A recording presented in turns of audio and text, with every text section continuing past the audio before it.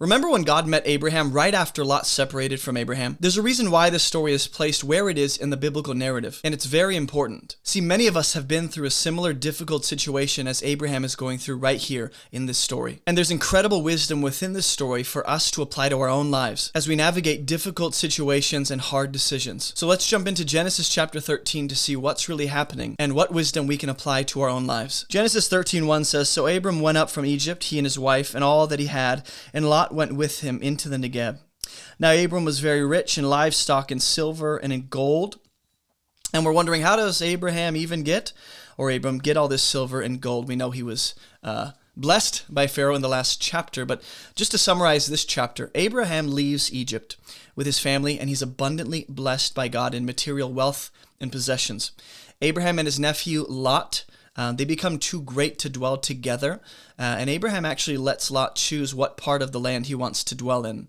Then after Lot leaves, God appears to Abraham in the promised land and promises Abraham the land of the Canaanites, as well as the fact that Abraham will have many descendants.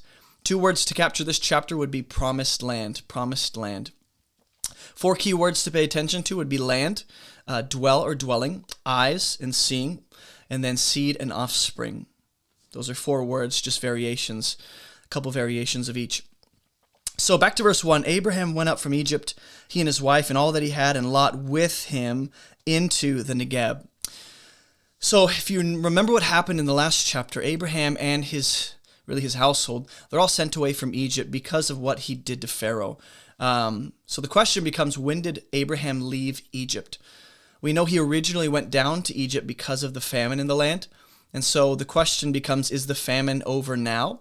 Or is Abraham going back to the land of the Canaanites, even though there's still a famine because Pharaoh sent him away and he can't find any safe place in Egypt anymore? Or is God making it clear to Abraham that it was never his intention or his plan for Abraham to go down to Egypt at all? And so we can look at this story from either perspective and say that Abraham was not supposed to go down to Egypt, or he was. But either way, how we discern the leading and the guidance of God in our lives is very, very important.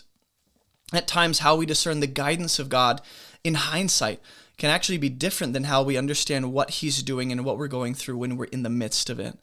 So we can't say for sure if Abraham was ever supposed to go down to Egypt at all, and if he realized the truth or not once he was sent away from Egypt, if he was like, you know what, I don't think I was supposed to be here. But we can definitely learn from this.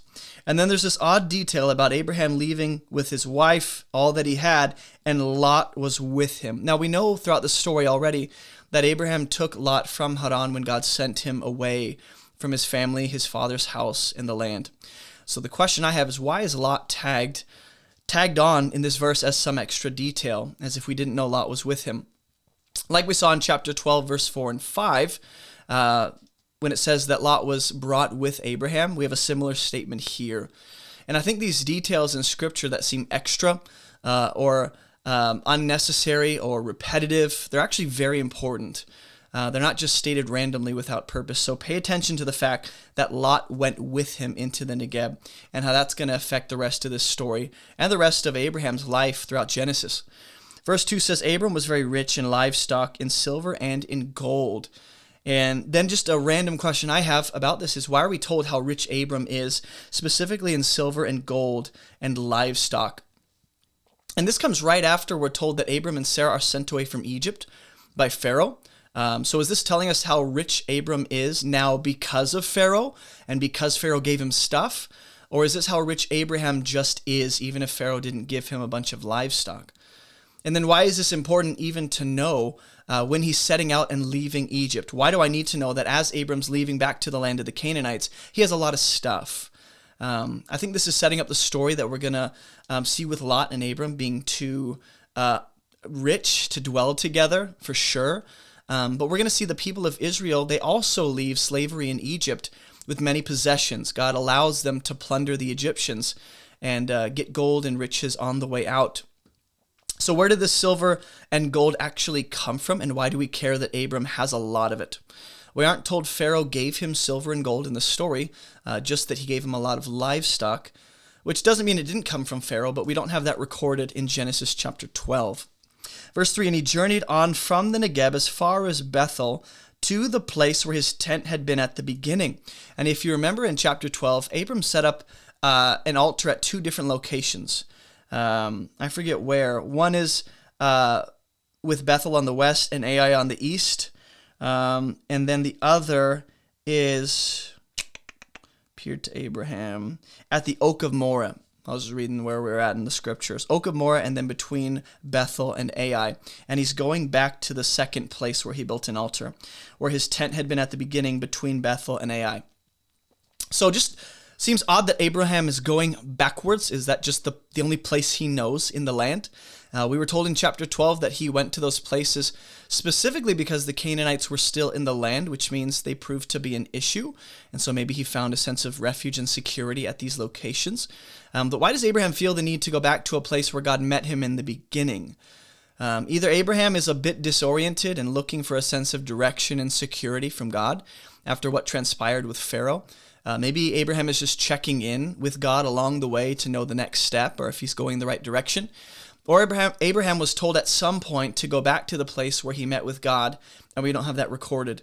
But either way, this is important for us to recognize that we need to periodically check back in with God on a daily basis, on an hour-to-hour basis, to make sure that God is indeed establishing our steps. We need to seek his face daily. And at times we'll find ourselves even in similar environments and places where God had previously met us because he's bringing us back to that setting or that memory to remind us of what he's done, to remind us of who he is and what he's spoken to us over our life. Verse 4 tells us the place where he went specifically was the place that he had made an altar at the first, which I don't believe is the first place chronologically listed in chapter 12, just saying. This is one of the first places Abraham went to set up shop and build an altar. And there Abraham called upon the name of the Lord, the name of the Lord. So Abraham seems to use, we're not told if he builds a new altar or if he uses the same altar that he built earlier. We just know this is sacred space because of what has happened previously at this location. So why is Abraham calling upon the name of the Lord? What is the purpose behind doing this right after he sent away from Egypt back to the land where there had been a famine and there possibly is still a famine? Why do we have Abram doing this? What is Abraham's emotional state right now? Where is he at mentally? Either way, he responds seemingly to a set of poor circumstances and disorientation by calling upon the Lord. And this has to always be our heart posture. This has to be the way that we handle difficulty and go through hardship or unexpected circumstances, is to call upon the Lord and remain fully dependent on him for everything that we need. That's necessary for us to daily, periodically have a rhythm of calling upon the Lord in all that we do. And Lot, who went with Abram, also had flocks and herds and tents. So we're told that Abram has silver and gold and livestock, but Lot, he has a bunch of stuff, not necessarily silver and gold, but animals and herds and tents, people, and so that the land could not support both of them dwelling together, for their possessions were so great that they couldn't dwell together. So twice we're told in the same verse the issue that the story was building towards is that Abraham and Lot, they can't dwell together in their current state. This is why I think we were told in the beginning Abraham was very rich, because his abundance actually becomes somewhat of a problem when you combine it with Lot's abundance and all the stuff he has. The land simply can't support both of them.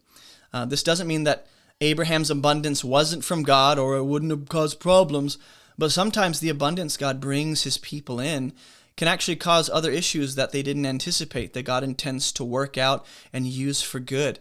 And it's an opportunity to grow and lean on God rather than the material provision that he's given his people. And I think people have problems with that. Why would God give what he knows might cause other problems in their life or potentially increase the likelihood of other things happening or make it a little difficult or be an obstacle in some sense? And I think just look at the people of Israel. They were blessed with a lot, and that blessing became a snare to them because of the way they handled it, because of the way they framed it up and looked at it. So it's not God's issue, it's our issue, how we handle and utilize and think about what he puts in our hands. And so this is possibly, I know I've said this in previous studies, but I'm not convinced that Abraham was supposed to bring Lot, his nephew, and his household. I think Abraham was supposed to leave everything about his father's household, everything about their land, everything about his father's name and his family he was supposed to leave behind. And I think what we have in verse 5 and 6 is another indication that Abraham simply wasn't supposed to bring Lot along the way. God called Abram to a land, yet that land wasn't enough for them to both live in close proximity. It seems as though if God wanted Lot to come and be near to Abram, God would have made it enough, but God did not. This is the first time we see the presence of Lot actually become an issue. In the previous story, Abram's wife and her being along for the journey, that proved to be an issue. And now the focus is on Lot coming with Abraham. He specifically is going to cause issues. This is not the only time Abraham will encounter an issue because he brought Lot, his nephew, because we'll see him have to rescue him from the kings that took him away, and then he'll have to go and pray for Lot to be rescued and pulled out of Sodom and Gomorrah. So this doesn't mean that Lot wasn't supposed to be brought along definitively, like just because we have verse 5 and 6 and they have issues. But when you take this story and then add it with the evidence we already have throughout the rest of the story, all of this seems to indicate, when you put it all together, Lot wasn't originally supposed to be brought along. And for some reason, this just reminds me of when Jesus provided a miracle catch of fish for Peter and the other fishermen. So think about the abundance of Abraham and how rich he is and all the stuff he has. When Jesus calls the disciples to, cast the net over the right side of the boat and you'll get a bunch of fish, it was so much that the nets began to tear. And so the abundance of God was too much for the net to contain. It was breaking out of it, just as the abundance of God for Abraham and Lot was too much for the land to contain. And I don't know if there's any connection between the two stories beyond that, but there are times when abundance does prove to create other issues in life, which God actually intends to bring about sanctification. It's not sinful, it's not morally evil, it's just extra heightened difficulty. And if we think God will spare us from difficulty and hardship and the hard roads, you're sorely mistaken. And so sometimes other issues appear because of the abundance or because of prayers that have been answered that caused other things to happen in our lives. As we try and make room for what God has provided and given us, sometimes what God provides results in a need to expand our own capacity or for God to expand our capacity. And Abraham is about to demonstrate what it means to make room for others, even in the midst of abundance. Real quick, if you don't know me, my name is Jason, and I have some free gifts for you at AboveReproachMinistry.com. Go to the website or click the links in the description below to check out all of our free Bible study resources. We have online Bible classes, devotional studies, Bible study workshops, all of my sermon notes, and more. You can even join our online church community on the Discord app. We also have discussion groups all around the world, and if you don't see one in your area, message me and we'll help you start a launch group. I personally lead a group in Spartanburg, South Carolina. If you live in the area, we'd love to have you join us on Fridays for Bible study. So contact me if you're interested, and if you or your church would like me to come preach or teach, just message me or shoot me an email and we'll see what we can do, because I love preaching in person. If you're a new follower of Jesus, click the New Believers section to access everything we recommend for new believers. And be sure to snag a copy of my book, Fruitful, to support this ministry. All right, that's all I got for you. Let's jump back into the video. Verse 7 says, "And there was strife between the herdsmen of Abraham's livestock and the herdsmen of Lot's livestock. At that time, the Canaanites and the Perizzites were dwelling in the land." So there's a couple random details that are related to the fact that Abram and Lot cannot dwell in the same place together because of how much stuff they have. And the strife seems to be between their herdsmen and shepherds. So the abundance and the greatness of both families causes problems, like strife, division, and the inability to dwell together in close proximity.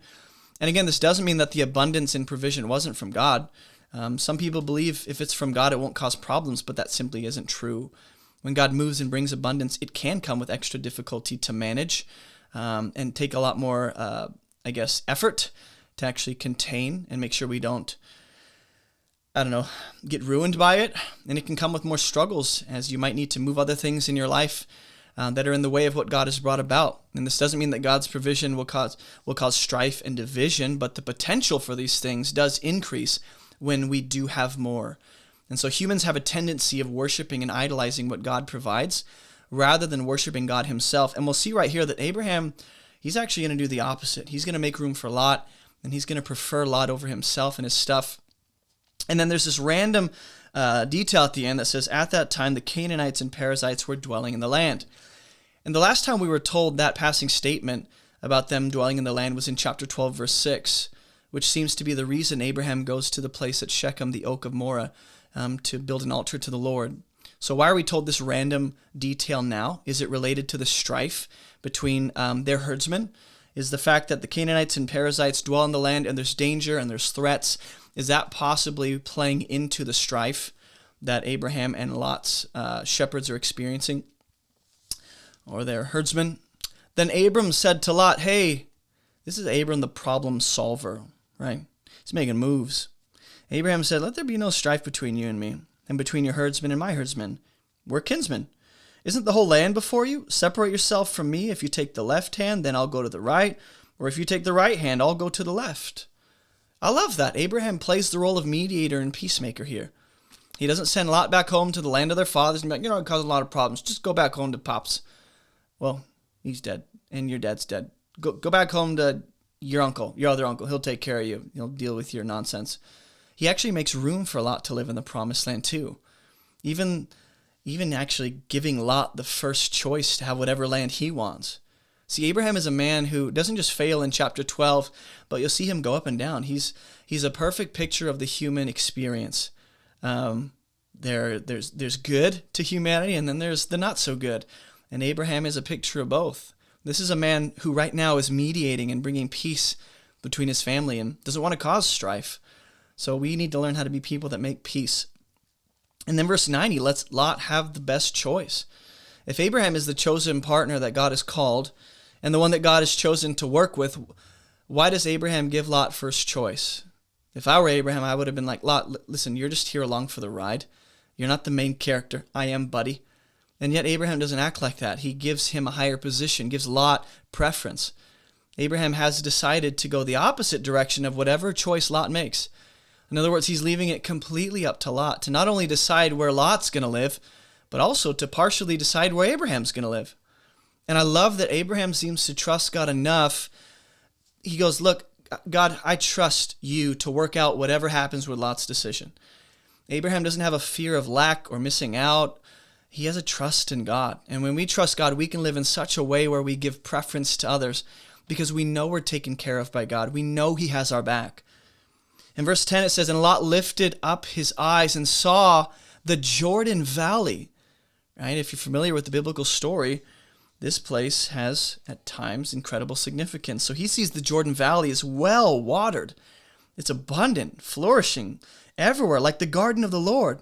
That's a reference to the Garden of Eden, like the land of Egypt in the direction of Zoar. And this was before the Lord actually destroyed Sodom and Gomorrah. So looking at verse 10, is this the biblical author's commentary on how Lot likely looked at the land he saw? Is the biblical author going, the land Lot saw was like the Garden of Eden or like Egypt? Or is Lot actually, in his mind, comparing the land he sees, this is like the garden, this is like Egypt? And if so, how did Lot have a concept and even I guess some visual concept for what the Garden of Eden was? How did he know what that looked like and was? Was that passed down? Was this a commonly known thing? Same with Egypt. No matter what, the question is, why is the comparison made to the Garden of Eden, the Garden of the Lord? Why is, I guess, what is the purpose, rather, of bringing in that location into the story as a reference point for what Lot is seeing? And when I see something like this, where I see, I guess, another link to another story or location throughout the Bible, I want to go pause. Are there any other connections between what I'm seeing here? Like if he's using the Garden of Eden as a reference point for what Lot sees, are there any other connections between the story of the Garden of Eden and the story of what's happening right here? Also, the land of Egypt is compared to the region Lot sees. And why is that? Is there also another purpose in using Egypt as a reference point besides just demonstrating how well watered the land is? The two locations compared to the Jordan Valley are Eden and Egypt. So if we think about that, Abraham was just kicked out of Egypt. In Genesis 3, Adam and Eve were kicked out of the garden, exiled from the tree of life specifically. And Egypt will play a significant role later on in Israel's history where they're coming out. And God will warn his people over and over, don't go back to Egypt. And then the rest of God's story is about bringing humanity back to the Garden of Eden, into the presence of God, getting back to the garden presence. And so Egypt and Eden will play opposite roles in the story. They will be counterparts. We want to leave Egypt and get back to Eden. And so I just want to think about that possibly as I'm reading about the land Lot sees. And the fact that Sodom and Gomorrah are referenced tells us that from the perspective of the author, he says they've already been destroyed. It says this was before the Lord destroyed Sodom and Gomorrah, which means from the perspective of the author, they've already been destroyed. This tells us that the land won't always be lush, it won't always be fruitful, but it will eventually become a barren wasteland, just as Egypt will become a kind of wasteland when the plagues come upon it during the time of Moses. And similar to how God will curse the land in the garden when Adam and Eve sin, he curses the land. Thorns and thistles will it produce. So something to think about. Also, why is the destruction of Sodom and Gomorrah even referenced here? That passing statement didn't have to be made. Could easily have said, well, we know based on the rest of the story it will be destroyed. You don't have a lot of these statements throughout the biblical narrative. Like these kind of statements are special. Where the author, looking in hindsight or standing outside of the story, will record data that is, from the vantage point of the story, it's in the future. So why is the destruction of Sodom and Gomorrah referenced? That story's coming later on in Genesis. So why jump ahead to tell us what's going to happen? Why shortcut and tell us about the land Lot is choosing? It's almost like letting us know the land Lot is choosing is going to be destroyed, and he didn't make a good choice. Are we supposed to see Lot making a poor choice that seems very good on the surface level, and it seems good in his eyes, and it seems good from a worldly perspective, but God actually truly saw what it would be? A land that's full of wickedness and sin.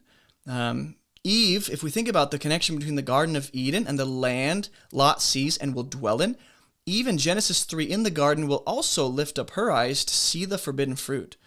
And she'll qualify it differently and see it differently than God sees it.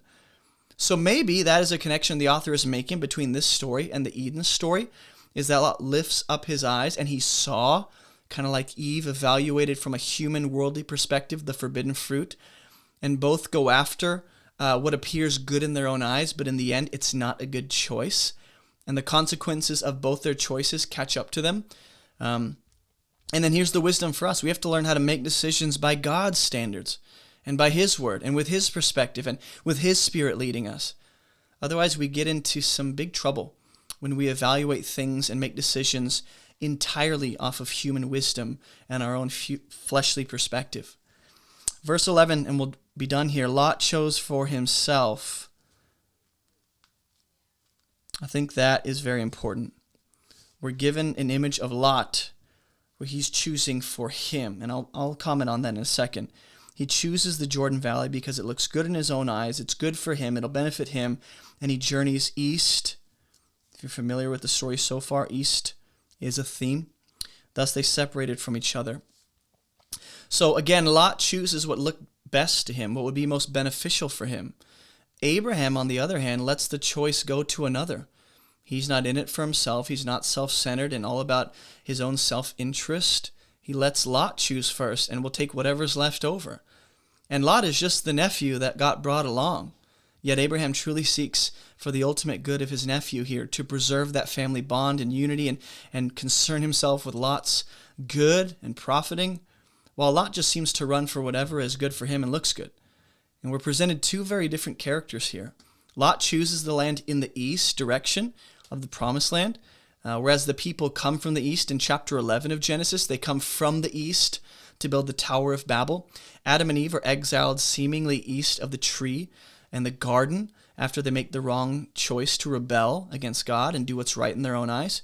Cain is exiled to the east, and now we have Lot going east. The narrative so far matches up pretty neatly with the Genesis 3 story if we're looking at what Lot is doing and the end of Sodom and Gomorrah. And then Lot and Abraham separating from each other reminds me of the people being dispersed 2 chapters ago with the Tower of Babel story. The people are dispersed across the earth after God confuses their language and in the plains of Shinar and separates them. They disperse because of misunderstanding and confusion, while Lot and Abraham here separate because the land can't sustain both of them so close to each other. So it's not a misunderstanding and being confused. It's in agreement to do what's right for both of them. So as we're going to see throughout the rest of the story, things won't go particularly well for Lot once he separates from Abraham. It's almost as if the narrative is letting us know that Lot's success, Lot's blessing, Lot's favor is because of his connection to Abraham, his proximity to Abraham, the fact that he's attached to Abraham, God's chosen partner and vessel to work within the earth. So that will also be something we'll revisit throughout the rest of the story. That is all I got for you guys in this section of Genesis chapter 13. We will pick it up in verse 12 in the next Bible study walkthrough. I'll see you guys there. Hey, thanks for watching. Don't forget to share your thoughts and your insights in the comments. If you want to share your thoughts and questions about these studies, join us every Thursday evening at 8:30 p.m. Eastern Standard Time for a live discussion together. And thank you for supporting this ministry. Your support helps us accomplish our mission, which is to teach people how to read the Bible so they can live and teach it for themselves. We're only able to make all of these free resources because of generous supporters like you. So thank you very much for all of your support. Make sure to visit AboveReproachMinistry.com to check out all of our free resources. And as always, keep moving towards Jesus.